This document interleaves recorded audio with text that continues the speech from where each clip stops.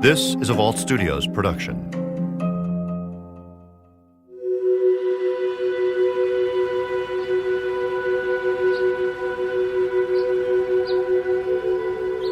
October 11th, 2001. It was a Sunday. Sometime in the afternoon, Crystal Martinez O'Leary went over to visit her uncle, Allan Olvera, at his home in Sacramento County, California. When we visited him, it was really fast.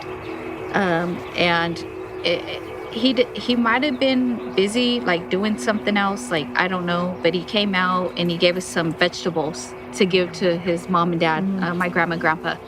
And so, like I said, he had a garden in the back and took care of stuff, but that's how thoughtful he was. He was just always giving. And he was like, here, make sure they get it and take it to them.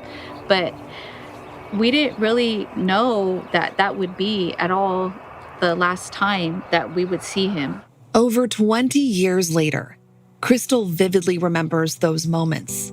It was the last time she would see her uncle alive.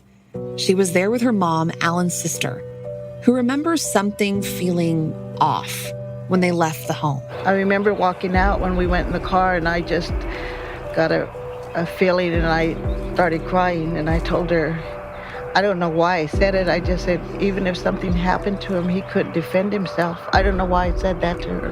And I just started crying that day. But I never dreamed, anything would happen to him.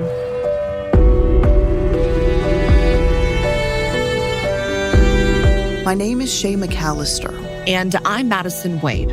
We're both journalists, and for years we've been covering unsolved cases on TV, talking to investigators and families of victims, all pushing for answers. Cases we haven't forgotten and still want to see solved. This is Beyond Bardstown, Unsolved. Let Tend Dental make your dream smile a reality. We offer a variety of top-rated treatments, including Invisalign aligners. And for a limited time, Tend is offering $750 off orthodontic treatments. Offer valid through January 31st, so don't wait. Visit hellotend.com/sale. That's hellotend.com/sale. And book your free consult today. This episode is brought to you by Progressive Insurance. Whether you love true crime or comedy, celebrity interviews or news, you call the shots on what's in your podcast queue. And guess what? Now you can call them on your auto insurance too with the Name Your Price tool from Progressive. It works just the way it sounds. You tell Progressive how much you want to pay for car insurance, and they'll show you coverage options that fit your budget. Get your quote today at Progressive.com to join the over 28 million drivers who trust Progressive. Progressive Casualty Insurance Company and Affiliates. Price and coverage match limited by state law. Madison, on today's episode, we're looking back at another case you covered in Sacramento, a crime that impacted many in the Miwok tribe who live in that area. It was the killing of a man named Allan Olvera. And you actually met Allan's family at his gravesite. Let's start there. What was that experience like? Yeah, Shay, so Allan Olvera's gravestone stands on the Native American side of the Hicksville cemetery off of Highway 99. It's where his family comes to feel close to him and their other family members. It's a very remote part of Sacramento County, more towards Elk Grove, and that has a very historical reason why. The cemetery means so much to the Miwok tribe, and Allan Olvera is buried there. What's the feeling you get when you walk into this place? For me, I feel, a little bit of sadness, but then I think of my family who has passed wouldn't want me to be sad, that they would want me to cherish the memories I had. They would always be, my uncle was somebody who would always smile and just laugh and just be silly at times. And so when I do come here, I am at peace knowing that my other family is here, but at the same time, I can't help but miss them. And just like anybody would, you miss your loved ones. You want to see them. You wish you could have more time with them, to kiss them, to hug them, to tell them you love them. And so for me, it's a mix of different feelings, but I know that they're all here together. And so that's what gives me a little bit of solace, knowing that. I think for me, it's home. It's where I was raised coming. And as a young boy, we're taught to, if somebody passes, we're taught to hand dig our graves as young men. and we're taught to arrange for the services so that way the women and the elders could take part of the ceremony. And so our role was one of getting the work done. And so when I come here, I know that I had a part in our culture to make sure that they rest. And so I'm at peace with that, and I feel really like my family's here. So it's a good thing to be here where they're at. We bring the elders a lot of times, my mom's sisters and families over there, buried over there, a lot of her family in here. My mom and dad, we bring lawn chairs for them and sandwiches sometimes because I think it's peace and calmness. And like he said, it's their home now. They're resting in peace. And they're still looking out for us, though, in a way. You know, they're still around us, and I know he's there in different ways, like I said. It was a beautiful place to meet his family for the very first time, and I honestly was honored. They invited me to such sacred ground. It's where many of their family members are buried, and they all had a hand in burying him. In the Native American culture, it's a tradition and a way to honor the dead by digging their own grave. That's what the family of Allan did. They buried him with their own hands and laid him to rest. But since this case is unsolved, his family has not rested. And as a dancer, my whole life, I had long hair. And when we bury somebody, we cut it and we burn it, or we bury it with them. And that's to tell other tribal members that we are in mourning. And I haven't had the chance to regrow my hair back. Now I probably don't have any left to grow, but it's been 20 years that we can't, that whole gap is missing between what we can and cannot do culturally.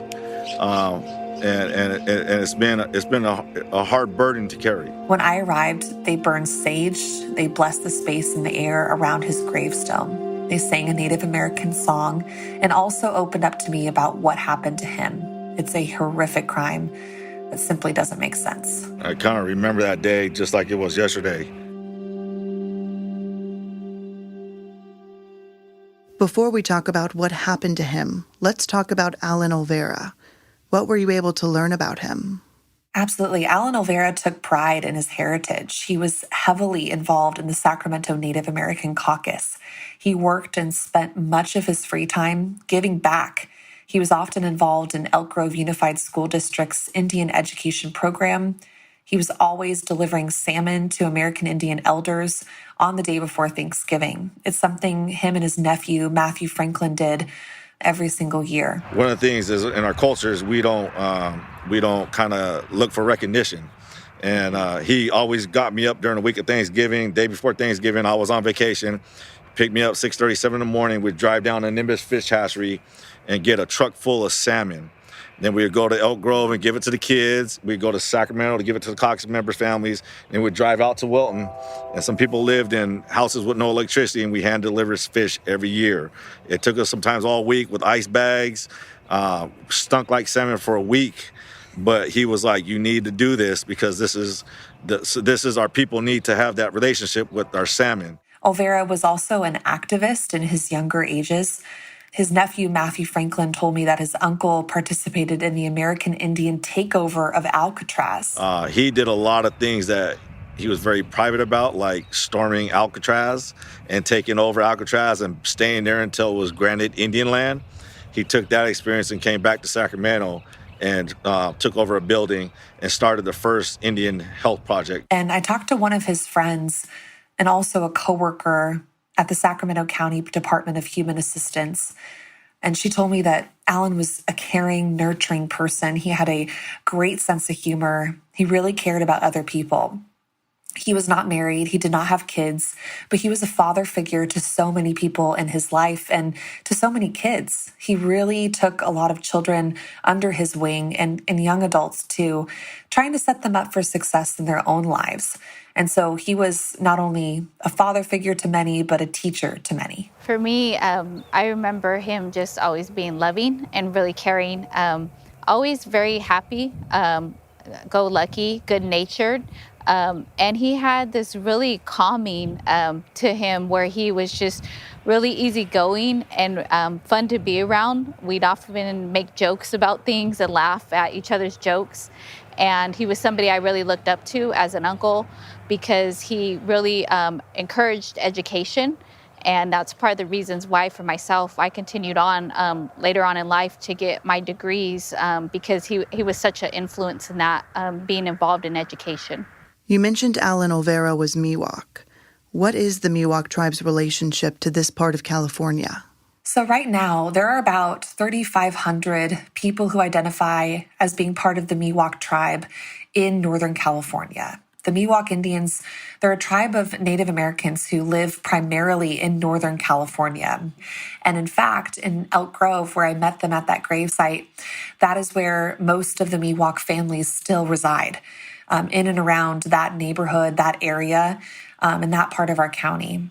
And today, the voice of the Miwok people is alive and well along the Cosumnes River. Efforts are taking place to have the Wilton Rancheria, a beautiful area of Sacramento County, brought back to its status as a federally recognized Indian tribe.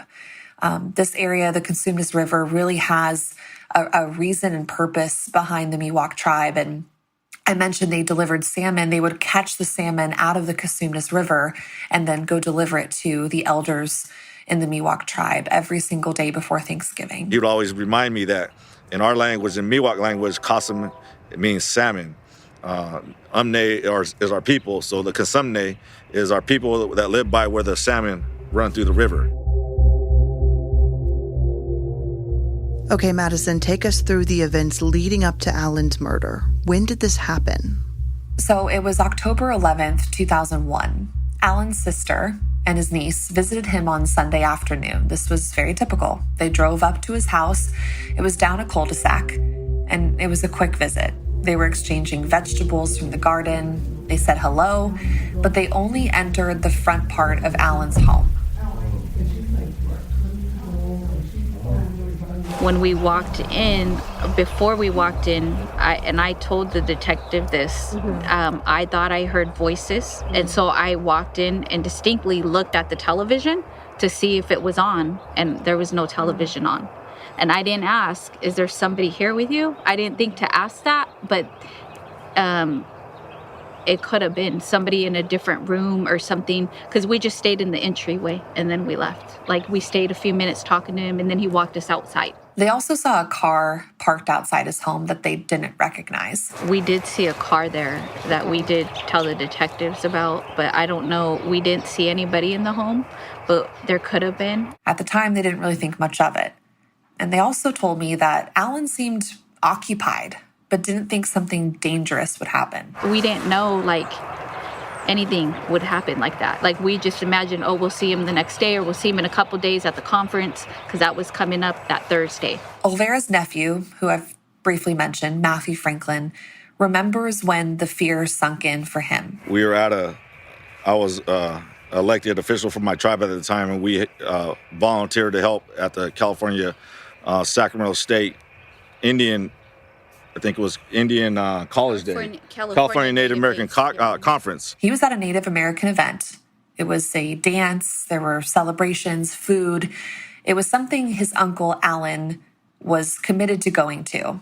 He was supposed to be there. And we did the opening speech, we did the blessings, we did the dancing, and when it came time to dance, he didn't show up. And we knew something was wrong. We danced probably about 3 o'clock. And right after, my daughter was there. She was just a little one. That was the last time I danced. I haven't danced since. So Allan didn't show up at all. There was a conference that day, and I remember going to it, and I was trying to call him, and he didn't answer because he was always there, and his friends were saying, "Where's Allan at?" He didn't answer his phone. Worried sick, not hearing from him for 4 to 5 days, him not showing up for the event, Allan's family decided to go over to his home. It was his mom and dad who decided to check on him. He wasn't answering his phone, the front door was locked, and no one answered. So his father went to the back of the home. The sliding door was unlocked. They walked into the living room, and they found Allan sitting on his recliner, murdered. Someone beat him to death with an object.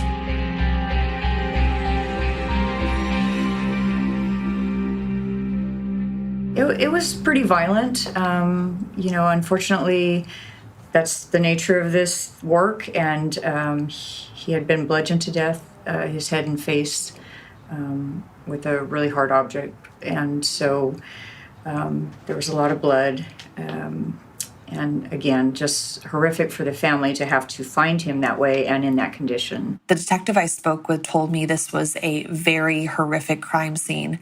And Shay, it's so horrible. His parents found him like that.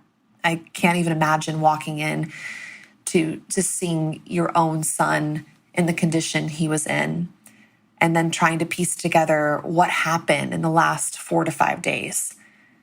And his parents are no longer alive. So as the years have progressed in this case, what happened to Allan never left their minds, and they never got justice before they passed away. And to not know what happened to him, who did this, and to think that they're still out on the street, they're still in society, and not being caught for this horrible crime that was committed, and for it to be done to such a loving person, he did not deserve that. Nobody deserves that. So, Madison, was there any sign of what could have happened before he was killed?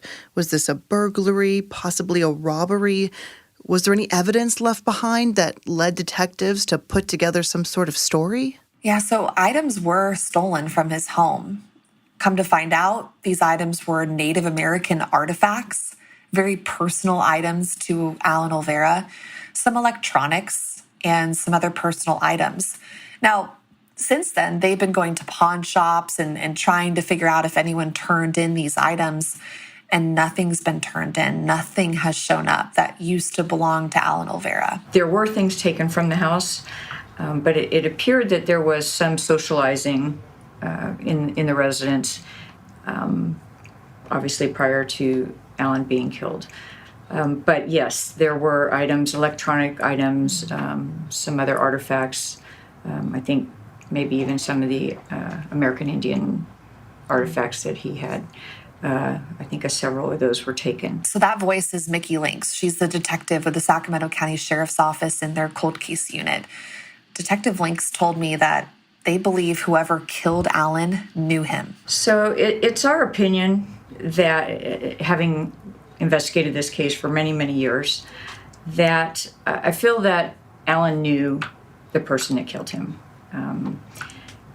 Allan was pretty safety conscious about his residence, and doors were locked, and and it was a weekend, he was home. We just feel like, I think it was somebody he knew or met and had invited them into the home. And there was evidence to suggest he was having some sort of social gathering, a party maybe, and things turned ugly. Or maybe the person who did this waited until everyone was gone. I don't believe that it was just a burglary gone bad. I believe that he knew the person. How well, I don't know, but we'd be really interested in finding out for sure. This is interesting, Shay. So his niece remembers seeing a strange car parked outside his home when they went over that Sunday afternoon. She also thought she heard voices. Was someone inside the house when they stopped by? Was the person who murdered Allan Olvera already there? This is what haunts her to this day. So she thinks it's possible that when the family stopped by the house, the killer was already in the house at that same time? It is possible. She remembers walking in, and again, they briefly walked into the home. It was a quick hello and goodbye. She remembers he seemed preoccupied with something, and she remembers hearing voices, and she looked at the TV, but nothing was on the TV. So it didn't really make sense to her, but she never asked. And now she's wondering, was someone there? Was someone in a bedroom? Was someone outside in the backyard? It's a very creepy part to this case, and something that, she really reiterated with me, and she wishes she asked. Do you all believe he was murdered on Sunday then? Or I do believe that, yes. Just based on some of the science and the things from the autopsy, yes, we do. Allan lived on a small court, and so everybody that lived on the court was interviewed. And it's hard because Allan was last seen by his family on Sunday, but not found till Thursday evening. So when you interview neighbors.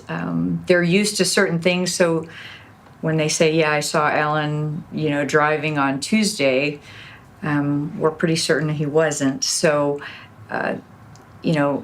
it's hard sometimes for your witnesses and neighbors to be able to distinguish between what they always see and then maybe what really happened that week.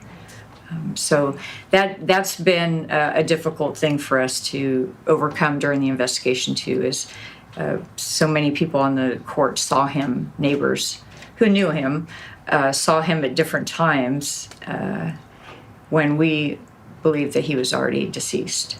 And when it comes to what was used to kill Allan Olvera, I asked very specifically, well, was it a light or was it a bottle or, what was it? And I was just told it was a household item, something that you would find in your home. The weapon that was used was left out at the scene.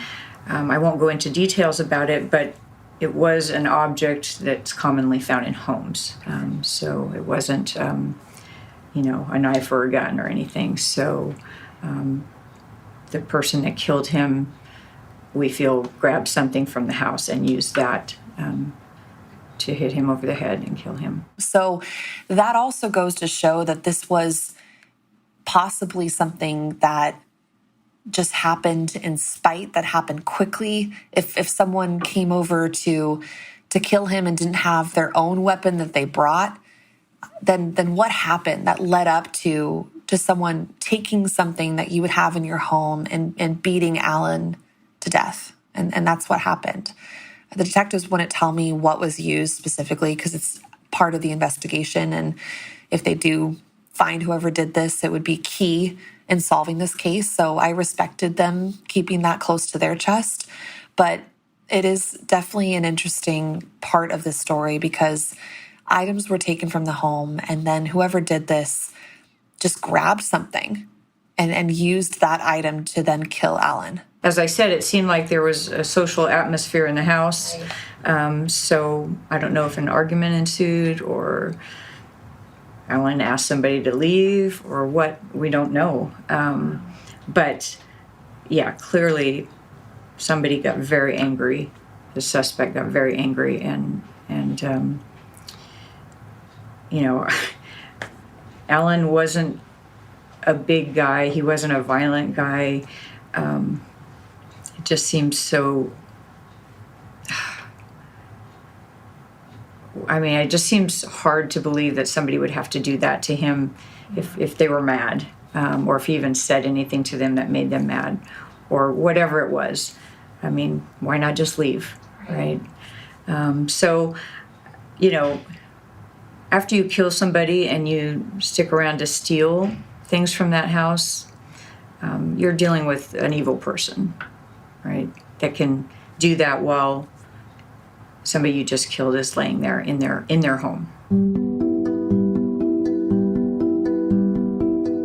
Madison, when you talk about the crime scene being really graphic and gruesome, I know it's horrible, but the first thing that comes to my mind is the possibility of some sort of DNA evidence. Did detectives tell you anything about that? Were they able to collect anything? Right. They absolutely did.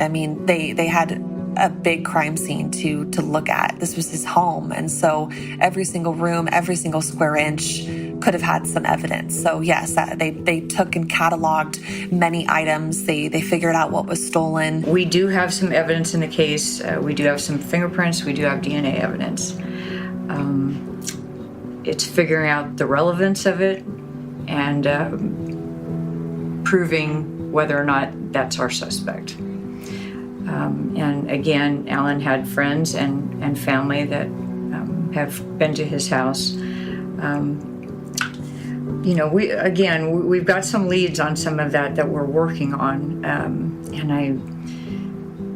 it would be just great to have one more thing to push us in a direction. So I do know things were cataloged. I do know things were submitted to the lab, but I don't know the findings of that or what it led to. What about the car that you mentioned was parked in front of the house? Did the family remember anything about it? And detectives, did they ever follow up on that lead? I asked about the car and I was told that they couldn't really discuss with me the details and the significance of that car. I do remember seeing crime scene pictures that had the car taped off, but nothing about it ended up being a lead.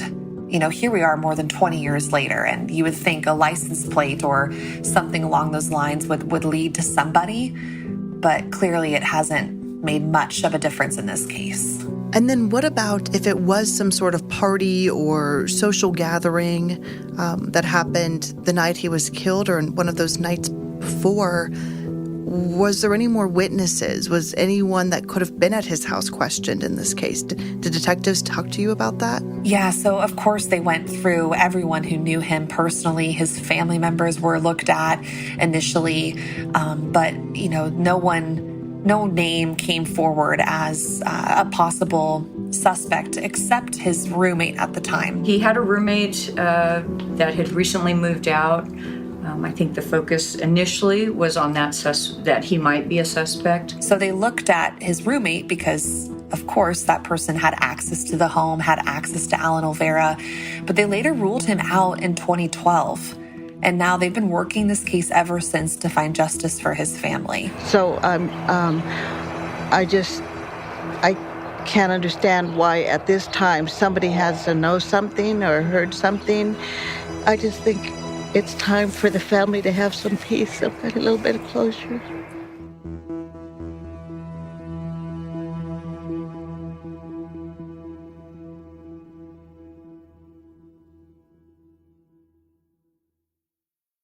And so this happened October of 2001, and so it's just hard to believe that this October will be 20 years. It just doesn't seem like it's been that long, and I know how difficult this is for the family to not have any closure, to not know who did this to Allan.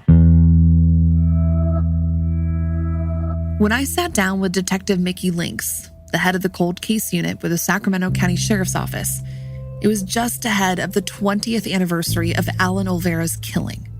She made it clear to me, investigators have never stopped working his case. And in 2012, we developed some new information that led us kind of in a different path than from the original suspect that they looked at.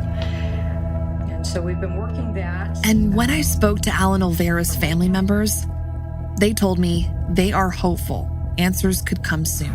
Made a promise to my grandparents that before they passed that we'd find somebody. And to me, it's hard because sometimes it don't get the attention that it needed. And throughout the years, I was more involved with the sheriff's department and the district attorney's office and pushing it.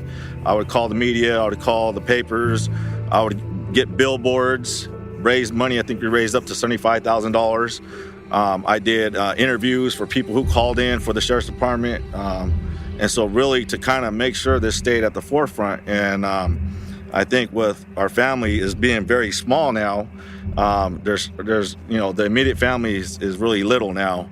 And so we want to see somebody caught. I always wanted justice for my grandparents because they lost their son in such a horrible way. And I was hoping it would have happened in their lifetime. But now that we're here today still standing, I know spiritually they're here watching over.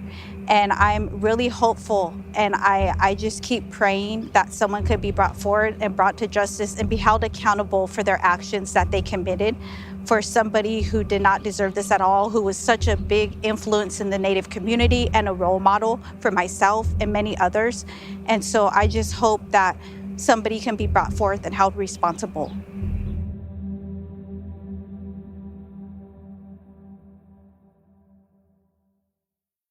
So, Madison, we've talked about all of the evidence in this case. You've told me this is a case that has the potential to be solved. Why is that? So recently, Shay, I was with the family at a news conference they held, and they told me specifically that this case lies with the DA's office.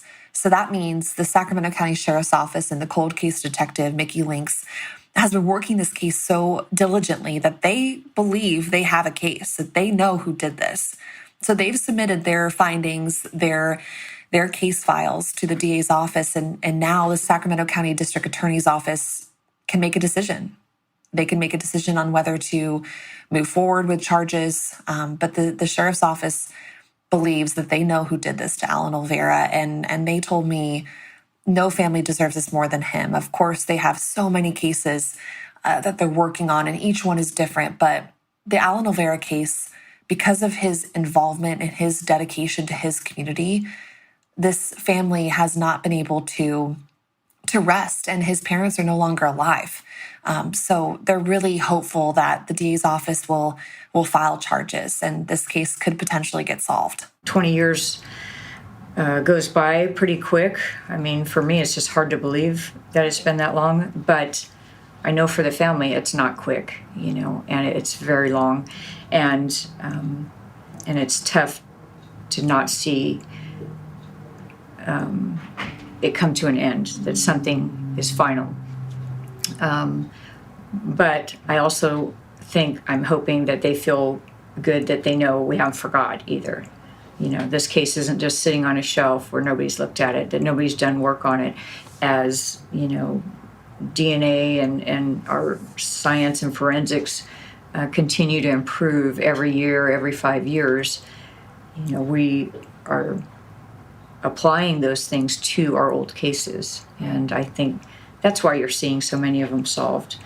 And I think the hardest thing is for a family to see, as I know they're happy for another family to see their case got solved, and it's somebody's being held accountable for taking their loved one.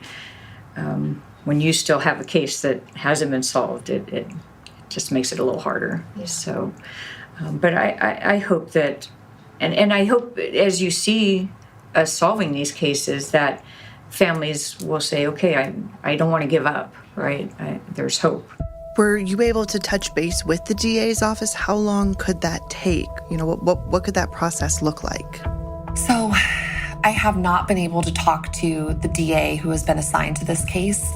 I've tried, but at the same time, because it's under investigation, they're not willing to share with me what their decision's going to be until a decision is made. But it does take time, because the biggest risk is going forward with a case like this and having it not work, having a hung jury, or having some issues with the case that the person they believe did this doesn't get held responsible, or it's possibly the wrong person. There's just a lot of risk that comes with a cold case, of course, and solving it. So it's hard to know what the DA's office is going to decide, but I do know that the case lies with them. So we could have a decision soon. It also could take some time. And I know you keep in touch with this family. What do they do to keep his memory alive, to keep fighting for justice in his case? So every single year around the time he was murdered in October, they hold a candlelight vigil and a news conference to bring awareness to his case. I was just at this event in October, and it was emotional for so many of his family members, and I could feel their frustration. They're not frustrated with the detectives. They're not frustrated with the hard work that's been poured into this case, but for them, 20 years is a long time. It's a lifetime. And Allan was 51 years old. He had so much life ahead of him. His parents, really wanted to see justice served, and they're no longer alive. So the worry is that his family may never see justice, and then it goes unsolved and it's forgotten about. And I say that even our generations, like my little girls over there, they didn't get a chance to meet him or know him, and just have that male influence there to help them positively in their lives. And that's something that we'll never get back. So it was such a loss at the time. We didn't expect that. It was so unexpected. Anything like this, we never dreamt that would have happened. And so that's why 20 years later, we hope that somebody can be brought forth, somebody can be held accountable, and that we could have that peace or justice to know that they're not walking around as if they didn't commit this type of crime. And so every year around October, they hold a news conference. They did this one most recently at the State Indian Museum in Sacramento in city limits. And I was there to listen to what they had to say and to make sure their case, continues to be talked about and is in the headlines. And they are very frustrated that it's taken this long. To me, it's more than just a case. It's they took years off my grandparents' life. And somebody needs to be responsible and have justice for that. And so it's about that person being accountable for the life they took on this earth. And since this crime has happened, that was 20 years ago, we know his family has created a scholarship fund in his name, trying to help other tribal members. What can you tell us about that? So Allan Olvera took pride in his heritage. Like I said, he was heavily involved in the Sacramento Native American Caucus. He worked and he spent much of his time, his free time, giving back. It's because of his involvement in education why I personally, later on in life, decided to go to school as well, because he didn't talk about it so much, but there would be times where he would share. He was a student at Santa Cruz, and so he would share that information. And then I know when I decided later on and went from high school to college at Sac State, he was proud of that, and he was proud of Matt when Matt went to the college as well. And he knew we both were dancers and involved in the community, and he would always tell us how proud he was of us being a traditional Miwok dancer, but also going to school, getting our education, and that it was important for us to give back to our community. And shortly after he was killed, a scholarship in his name was established to then help young members of the Native American community continue their education and outreach. And so those funds have helped many people in the Native community.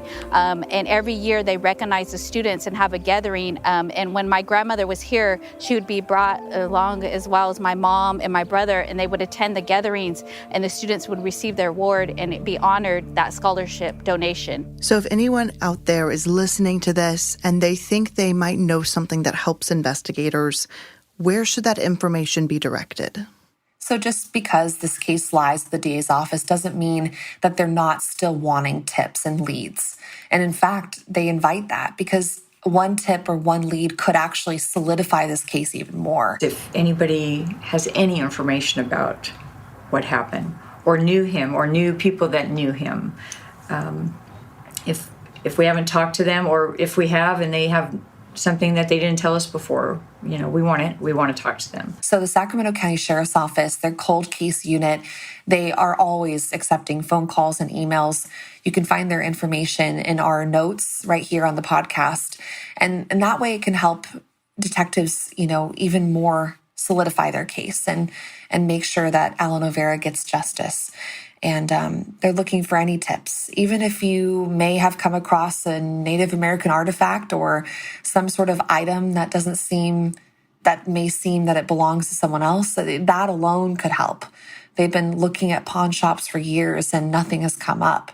But again, items were stolen and those items exist somewhere in this world. So it's quite possible that it's out there in the Sacramento area, in California, or maybe in a different state. And that alone could help solve this case. And so for me, I have so many questions that haven't been answered. And I just would finally like to know the answers to that. What actually occurred to him and who did this? Was it somebody close to him? Was it a friend? Was it somebody maybe he didn't even know? That acquaintance or, I just ask all these questions and wonder after time and time again, I see on the news, I see different cases being solved, and I'm just asking, when will his case be solved? I know when it happens and if someone is caught for this, we'll have to go through this again, but it's time. And I'm kind of glad my mom and dad aren't here if this happens, because it would be too painful for them, because I was there with her all the time, and mom and dad. And but I hope to see closure before I pass on, and I hope our family can have good memories after that of him.